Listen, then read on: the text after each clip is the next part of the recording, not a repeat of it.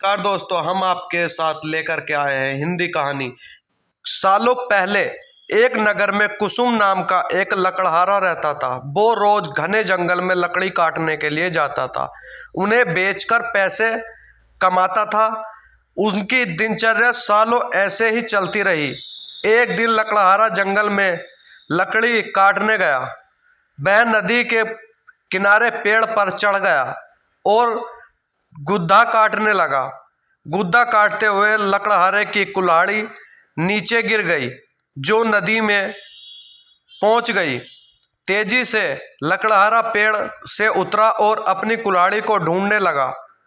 उसे लगता था कि नदी के आसपास उसकी कुल्हाड़ी गिरी हुई थी और ढूंढने पर मिल जाएगी। वास्तव में ऐसा कुछ नहीं था, क्योंकि उसकी कुल्हाड़ी पेड़ से सीधे नीचे नदी में जा गिरी थी। वो काफी गहरी और तेज बहाव वाली नदी थी।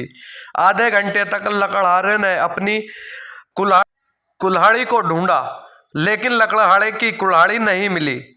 कुछ देर बाद वह बैठ गया और रोने लगा। लकड़हारे की रोने की आवाज सुनकर वहां नदी में एक देवता प्रकट हो गए। उन्होंने लकड़हारे से पूछा, बेटा क्या हो गया? तुम इतना क्यों रो रहे हो?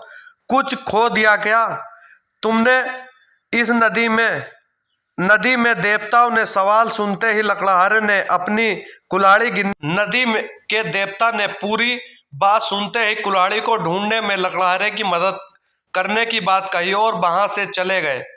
कुछ देर बाद नदी के देवता नदी से बाहर निकलकर आए और उन्होंने लकड़हारे से कहा कि मैं तुम्हारी कुल्हाड़ी लेकर गया हूं।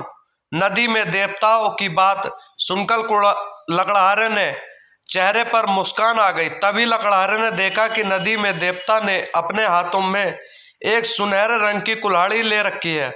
दुखी मन से लकड़हारे ने कहा, यह सुनहरी रंग की कुल्हाड़ी मेरी तो बिल्कुल नहीं है। यह सोने की कुल्हाड़ी जरूर किसी अमीर इंसान की होगी। लकड़हारे ने बात सुनकर नदी में देवता को दोबारा से गायब हो गए और वह कई सारी कुल्हाड़ी ले आए। लकड़हारे ने अपनी कुल्हाड़ी पहचान ली और लकड़हारे ने कहा, यह कुल्हाड़ी मेरी है और सब मेरी नहीं है। बस मुझे तो मेरी ही कुल्हाड़ी चाहिए। इस बात को लेकर लकड़हारे ने बड़ा खुश हुआ और अपनी कुल्हाड़ी लेकर के और लकड़ी लेकर के अपने घर को वापस आ गया। इस कहानी से हमें क्या शिक्षा और क्या प्रेरणा मिली, कृपया कमेंट बॉक्स में जरूर बताएं और चैनल को सब्सक्राइब एवं लाइक जरूर करें, ताकि अगली वीडियो का नोटिफिकेशन आप लोगों तक पहुंच सके।